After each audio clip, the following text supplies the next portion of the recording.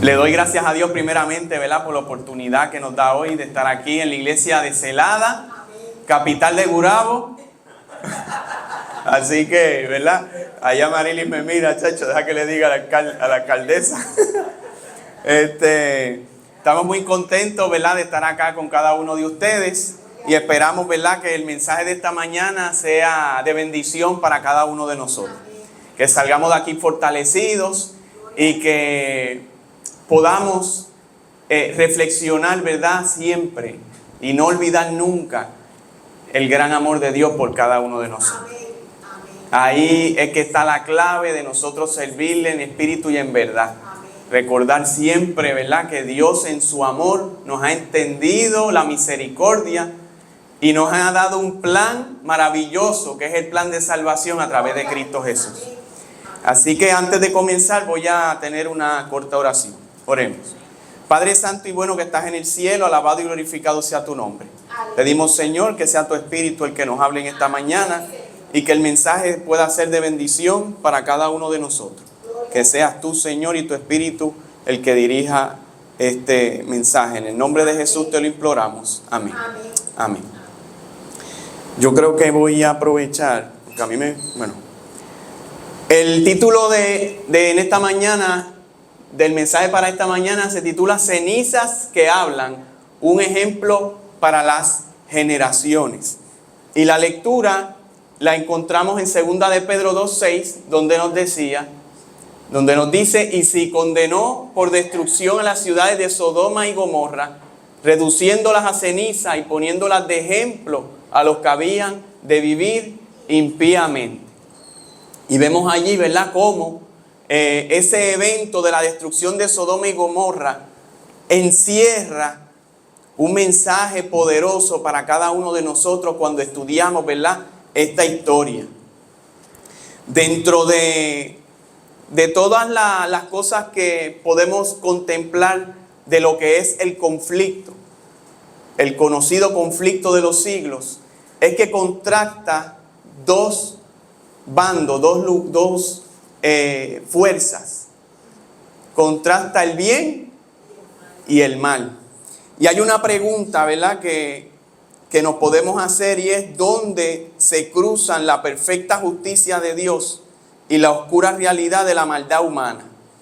¿Dónde se cruzan y qué sucede cuando se cruza lo que es la justicia, el amor de Dios, con la maldad del ser humano?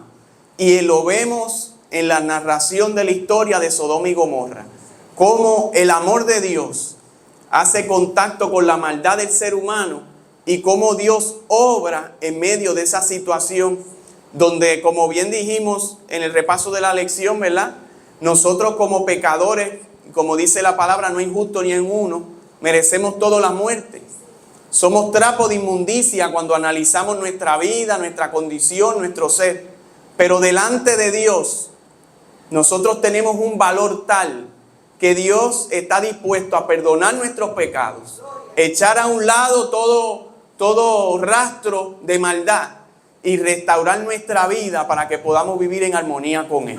Y de esta manera podamos recuperar esa vida eterna que se perdió allí en el jardín del Edén por causa del pecado. Así que en Génesis 18:2 comienza diciendo, dice: y alzó sus ojos y miró, y he aquí 3 varones que estaban junto a él. En la historia de la destrucción de Sodoma y Gomorra, la vemos narrada en los capítulos 18 y 19 de Génesis.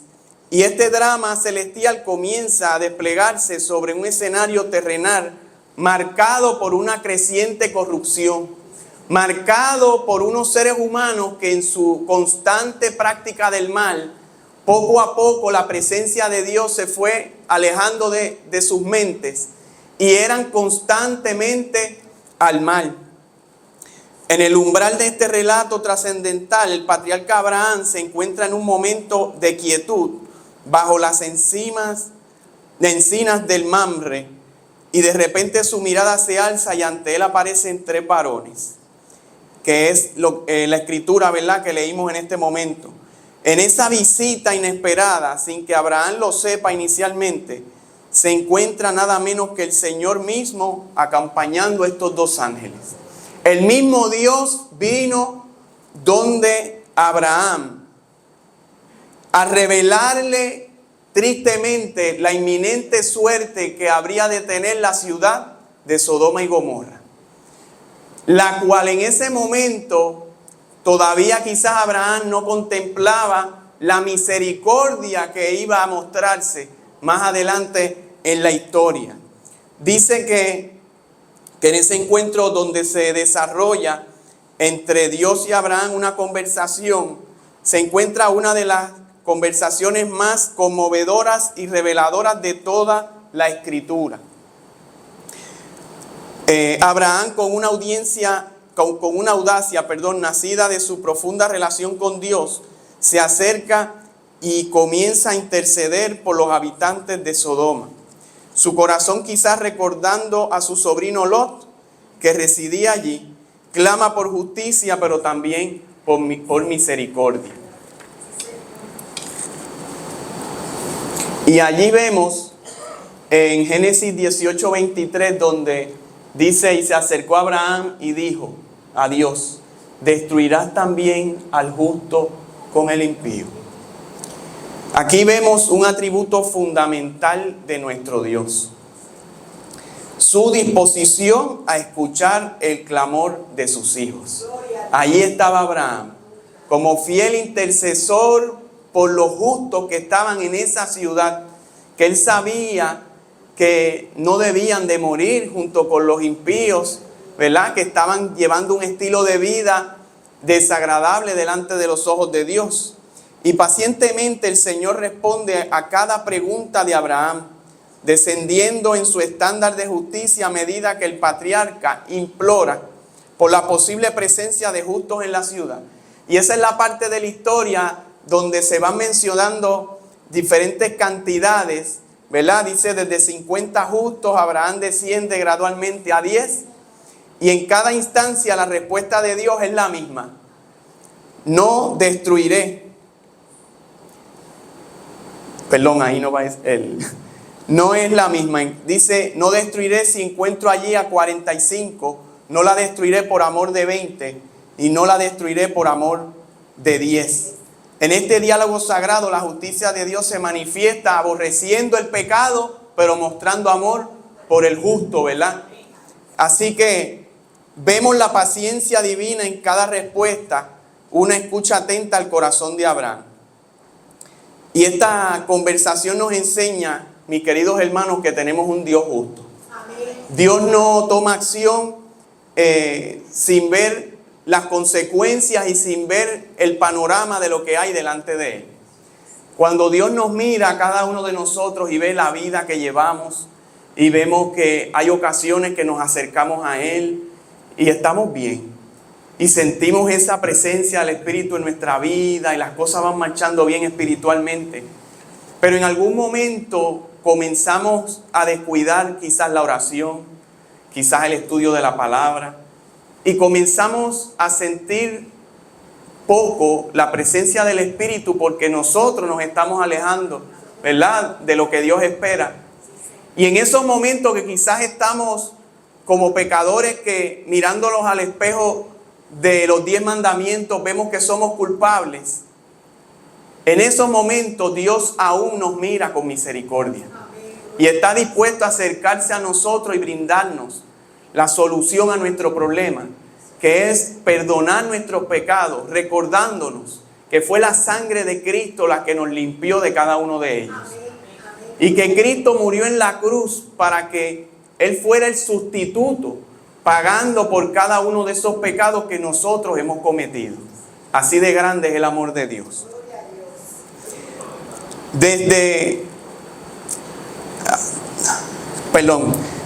En Génesis 18:25 dice: lejos sea de ti hacer tal cosa, que hagas morir al justo con el impío, y que sea el justo como el impío.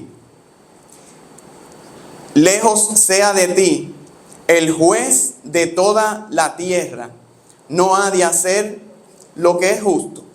Este texto resuena a través de los siglos con profundas implicaciones para nuestra comprensión de Dios y su justicia. En primer lugar, esta exclamación revela la profunda convicción de Abraham en la inherente justicia de Dios. Él apela a la naturaleza misma de Jehová como el juez de toda la tierra, reconociendo que la esencia de su ser es la equidad y la rectitud. Abraham intuye que el acto indiscriminado de destrucción, donde justos e impíos sufrieran el mismo destino, sería una contradicción contra el carácter divino. Vemos que posiblemente, si analizáramos muy rápido el suceso, erróneamente alguien podría pensar, pero Dios estaba a punto de destruirlos a todos. Pero no era así, hermanos.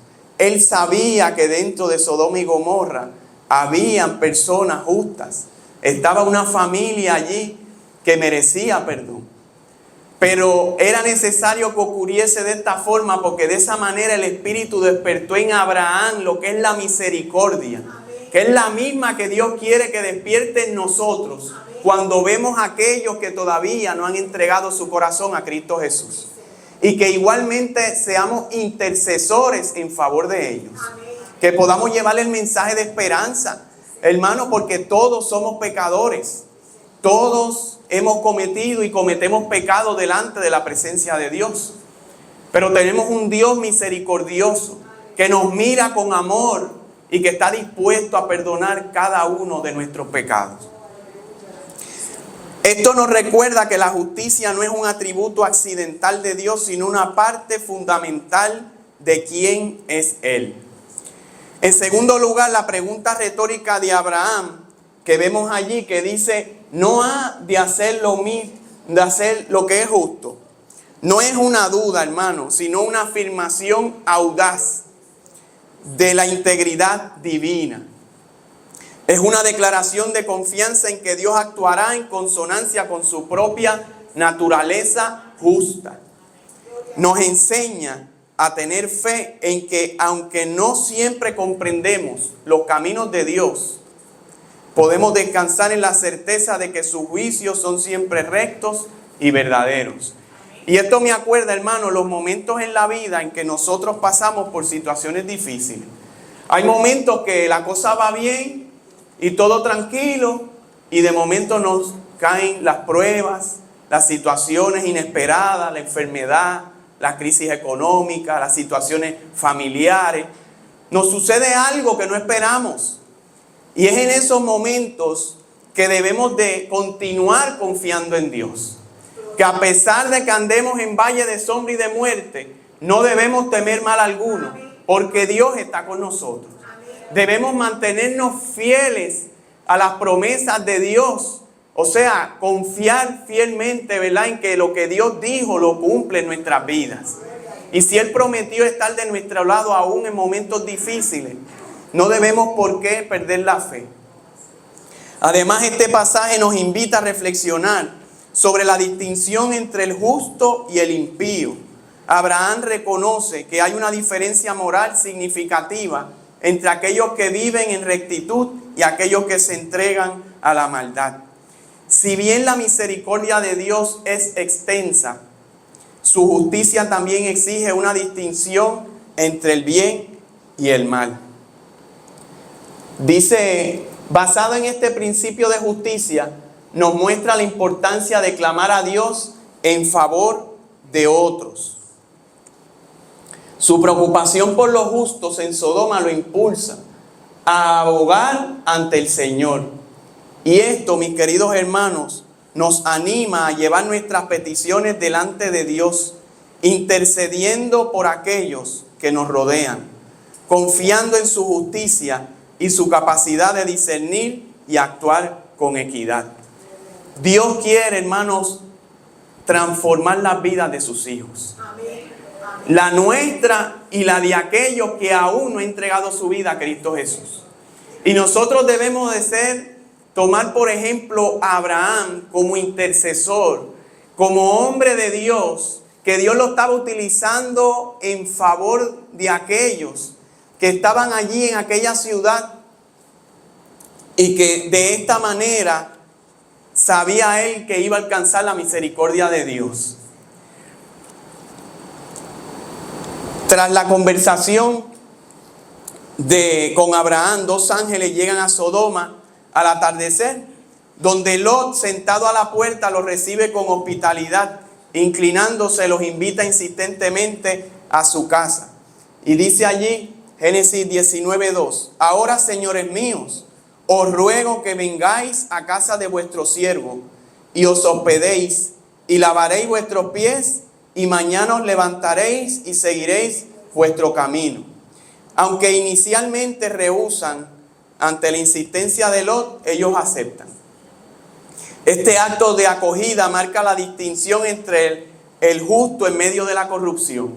Vemos cómo se ve marcada que dentro de una ciudad que estaba en constante pecado, allí estaba Lot, viendo a estos invitados, ¿verdad? Estos huéspedes, y los recibe, ¿verdad? Con amor, los acoge en su hogar de una manera especial.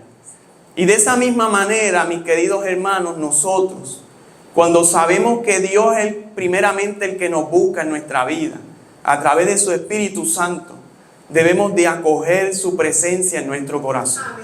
Permitir que Dios entre en nosotros y cambie nuestro ser, dirija nuestra vida, para que así no continuemos cometiendo faltas, procediendo mal delante de la presencia de Dios, sino que Dios mismo sea el que dirija nuestra vida y podamos así mostrar los frutos del Espíritu. Aunque dice que la tranquilidad del hogar de Lot no duraría mucho. Apenas habían reposado los ángeles, ocurre, ¿verdad? Uno de los eventos, vamos a poner vergonzosos o un poco desagradables que vemos en la Escritura. Dice que toda la población masculina de la ciudad, jóvenes y ancianos, rodeó la casa de Lot. Y su intención era perversa y deshonrosa hacia los recién llegados. Con gritos amenazantes exigieron a Lot que entregara a sus huéspedes para satisfacer sus deseos. Y dice allí en Génesis 19:5, saca a los varones que han venido a tu casa, gritaban ellos, para que los conozcamos. Conocer, ¿verdad? Es un término que hace referencia a tener intimidad, ¿verdad? La palabra conocer la vemos en Génesis 4:1, cuando dice que Adán conoció a su mujer y tuvo a Caín y luego a su hijo Abel. Y en la nueva versión internacional dice echarlo fuera, ¿verdad? Quería que los sacaran fuera de la casa y queremos acostarnos con ellos, literalmente. Esta demanda no solo era una grave afrenta a la hospitalidad sagrada en aquella cultura, sino que revelaba la profundidad de la depravación que estaba consumiendo la ciudad. Esto queda allí registrado para que viéramos el nivel de depravación y descontrol que estaban los seres que vivían allí en Sodoma y Gomorra. Y hermanos, hoy en día no tenemos que alejarnos mucho, ¿verdad? Y no nos queda muy lejos en el horizonte poder ver que está sucediendo lo mismo. Muchas personas ven ciertos actos como cosa normal cuando son totalmente desagradables ante los ojos de Dios. Dice que en un intento desesperado por proteger a sus huéspedes, Lot salió a la puerta y ofreció hasta sus propias hijas. Fíjese que este hombre era tan noble y en su desesperación, usted sabe lo que es que, o sea, el saber que tenía allí a esos seres, él decía, pues mira, yo estoy dispuesto hasta entregar mis hijas para cuidarlos a ellos. Así era el corazón de Lot. Así era la conexión que tenía Lot con Dios. La relación que tenía, un corazón noble, un corazón puro. Dice que la situación se tornó cada vez más peligrosa y la turba amenazaba con derribar la puerta y hacerles daño a Lot y a los invitados. Fue entonces cuando la intervención divina se hizo evidente. Los dos ángeles hasta ese momento habían permanecido como observadores, pero extendieron sus manos y metieron a Lot dentro de la casa y cerraron la puerta. Acto seguido hirieron de ceguera a los hombres que estaban en la entrada, desde el más joven hasta el más anciano. Vamos a buscar Génesis 19, 10 y 11, para que leamos allí textualmente, ¿verdad?, lo que sucedió. Génesis 19, 10 y 11 dice: entonces los varones alargaron la mano y metieron a Lot a su casa con ellos y cerraron la puerta. Y a los hombres que estaban a la puerta de la casa hirieron con ceguera desde el menor hasta el mayor, de manera que se fatigaban buscando la puerta. O sea, ellos estaban, que me imagino a Lot en la puerta así hablando con ellos, y él sabía que lo que querían era entrar, y ya cuando, ¿verdad?, ellos ven que la cosa se pone difícil, agarran a Lot y lo meten dentro de la casa. Le causa la ceguera a todos ellos y cierra las puertas del hogar para poder protegerlo. Así que este acto sobrenatural no solo protegió a los mensajeros de Dios, sino que también demostró el poder divino frente a la maldad desenfrenada de Sodoma, preparando el escenario para un juicio inminente. Dice, ante la destrucción, los ángeles, ¿verdad?, le dijeron a Lot: ¿tienes aquí parientes, yernos, hijos, hijas? Y todos los que tengas en la ciudad, sácalos de este lugar, porque vamos a destruir este sitio, por cuanto el clamor contra ellos ha subido mucho delante de Jehová. Por tanto, Jehová nos ha enviado para destruirlo. Con urgencia Lot intentó advertir a sus yernos, ¿verdad? Pero dice que ellos lo tomaron a broma. Allí en el versículo 14 dice: entonces salió Lot y habló a sus yernos y los que habían de tomar sus hijas, y les dijo: levantaos, salid de este lugar, porque Jehová va a destruir esta ciudad. Mas pareció a sus yernos como que se burlaba. Y fíjese, esto me acuerda la historia del diluvio, como cuando se hace la amonestación y la advertencia, y muchos comenzaron a burlarse, no tomaban en serio el mensaje de que iba a ocurrir un diluvio. Y así pasa hoy en día también. El ser humano no quiere aceptar las verdades escritas en su palabra.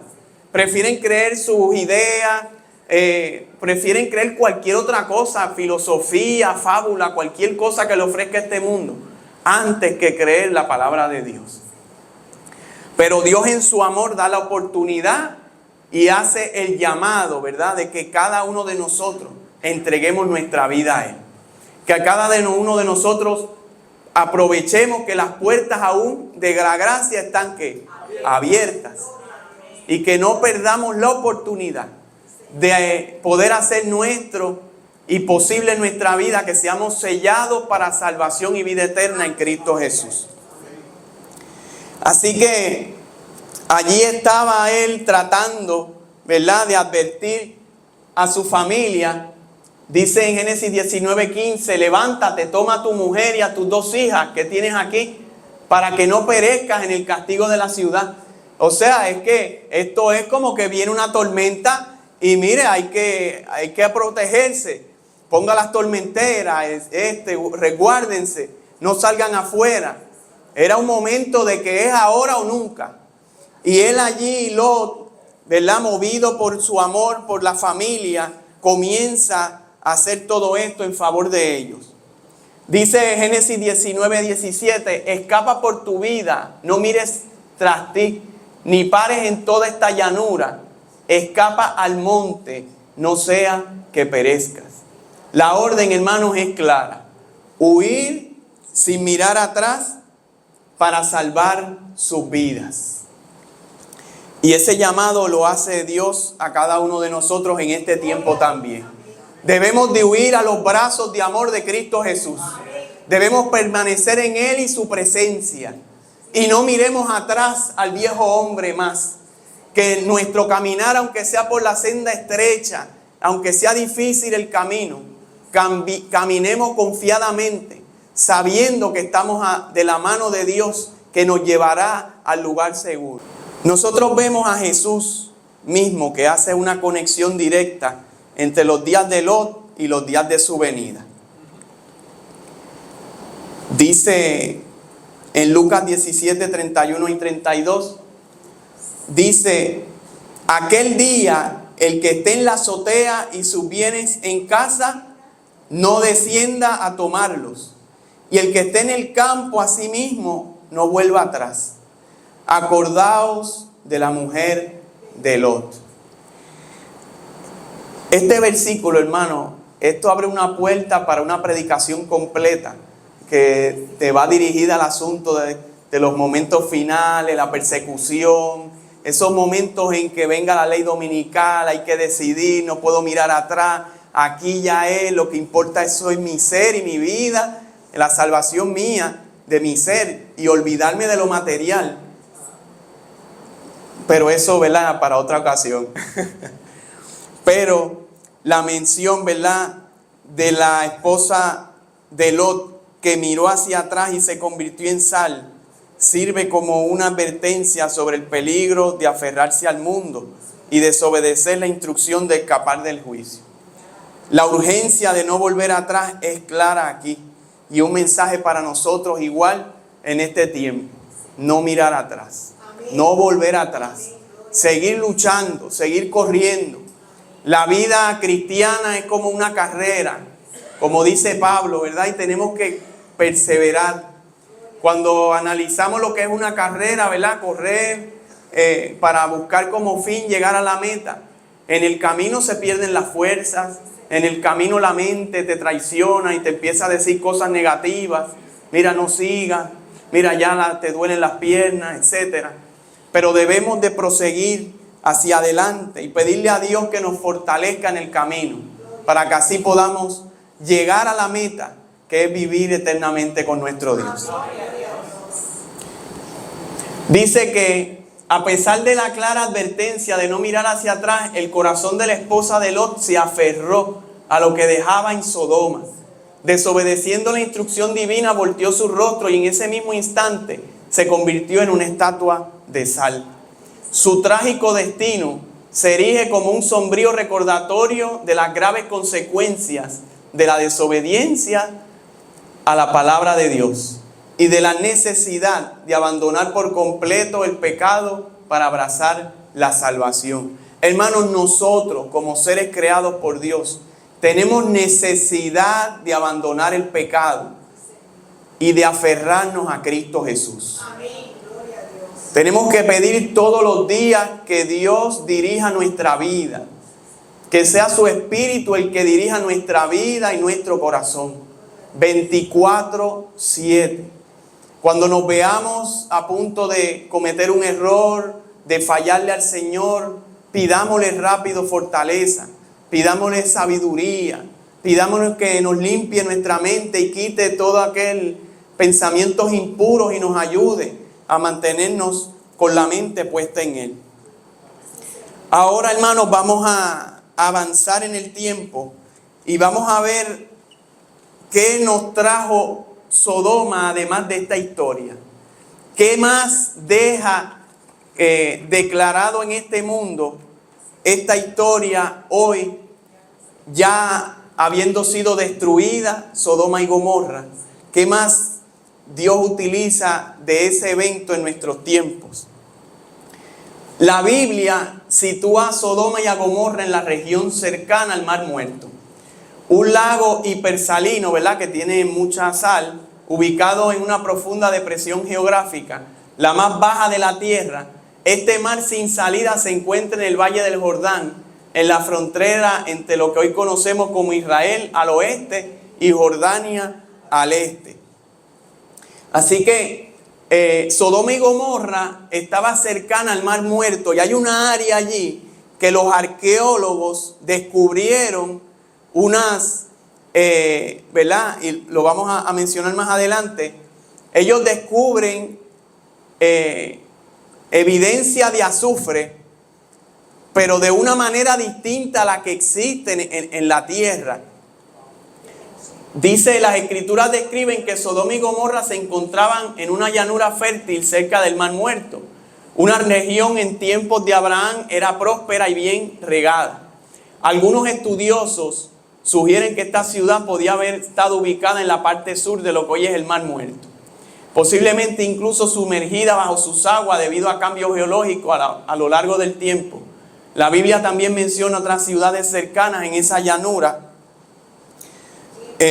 como Adma, Seboim y Zoar. En esta región del Mar Muerto, las investigaciones han revelado la presencia, y esa es la parte que le iba a mencionar, de depósitos significativos de azufre, a menudo encontrados en formaciones inusuales como nódulos o esferas dentro de las capas geológicas. Pero hay algo adicional, que es lo que los científicos pues se sorprenden que encuentran allí.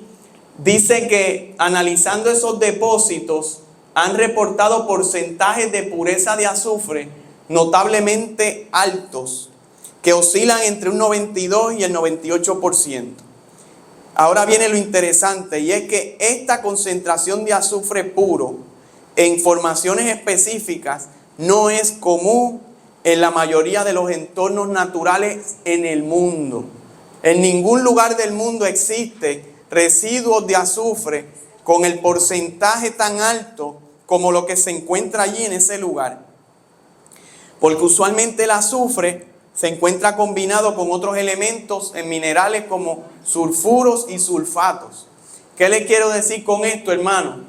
Que allí queda como evidencia física para nosotros que lo que está escrito en la palabra de Dios, como ¿verdad? Cuando cayó fuego y azufre sobre Sodoma y Gomorra, allí queda la evidencia para que nosotros podamos ver, y todas nuestras generaciones, que la palabra de Dios es veraz, que no es una historia, no son fábulas, no son inventos, ¿verdad?, de nadie, sino que lo que allí registra que ocurrió, sí ocurrió.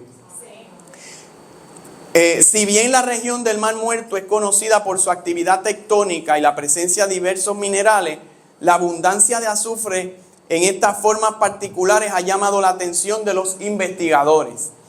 Algunos estudiosos interpretan esta presencia de azufre puro y su forma de deposición como consistente con un evento catastrófico que involucró fuego y azufre, tal como se describe en el relato bíblico. La idea es que una conflagración intensa y repentina podía haber generado la deposición rápida de azufre en estas concentraciones. Dice, la aparición de azufre en forma de bola o esfera es particularmente intrigante, ya que no es la forma típica en la que se encuentran el azufre elemental en la naturaleza, que suelen ser en cristales o depósitos dispersos. Así que esa es otra evidencia más, porque es como si hubieran sido millones de bolas de azufre cayendo sobre la ciudad para destruirla con fuego y azufre, ¿verdad? Así que eso queda en evidencia de lo que se encuentra allí. No era algo natural de la tierra, es algo que provino del cielo, ¿verdad? Como consecuencia de lo que ocurrió allí en Sodoma y Gomorra. Es importante señalar que si bien esta evidencia de azufre es considerada por algunos como un fuerte indicio que apoya la narrativa bíblica, existen también otras interpretaciones científicas sobre su origen e información en esta región geológicamente activa. Los científicos, y en esta parte yo dije, wow, la verdad que estos científicos son de dura cerviz y buscan lo que sea para no aceptar las cosas. Dice que los científicos que no creen ni apoyan el relato bíblico indican que todas las pruebas apuntan a un bólido de unos 50 metros, o sea, como si hubiera sido un meteorito de diámetro que estalló con una energía 1000 veces mayor que la bomba atómica de Hiroshima. O sea, ellos no reconocen que eso fue lo que sucedió en el escrito bíblico. Le añaden aún más ellos dicen que como consecuencia de ese evento, bueno, yo decía, Dios mío, cuando yo leí eso, yo lo leí en unos escritos de National Geographic, yo decía, Dios mío, que esta gente son locos. Ellos dicen que como consecuencia de ese evento es que luego surge la narrativa de la historia que vemos en la Biblia con relación. O sea, que es como quien dice, surgió como que la idea de esa historia. Pero que lo que verdaderamente sucedió es que cayó un meteorito de azufre y destruyó toda aquella región. No aceptan, ¿verdad? Algunos científicos, ¿verdad? No obstante, la presencia de estos depósitos de azufre con características particulares sigue siendo un dato relevante e importante para confirmar que la historia de Sodoma y Gomorra fue un evento real y por tal razón fue escrito en la palabra de Dios. Miren lo que nos dice en Historia de los Patriarcas y Profetas, página 160, segundo párrafo.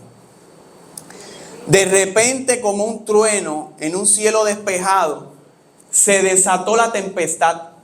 El Señor hizo llover fuego y azufre del cielo sobre las ciudades y la fértil llanura. Sus palacios y templos, las costosas moradas, los jardines y viñedos, la muchedumbre amante del placer, que la noche anterior había injuriado a los mensajeros del cielo, todo fue consumido. Yo voy a hacer aquí una pausa porque me viene a la mente recientemente los fuegos que ocurrieron en California. Que vemos, no sé quiénes vieron el video de aquellas personas que estaban en un programa, un show que se transmitió en la televisión, haciendo burla a Dios. No sé, en unas premiaciones, haciendo unas burlas hacia Dios, poniéndolo hasta como una alternativa, como si fuera parte de un juego. Y más adelante sucede el fuego allá en esa ciudad. Y si yo leo esto nuevamente y como que veo que, o sea, nosotros debemos un respeto a Dios.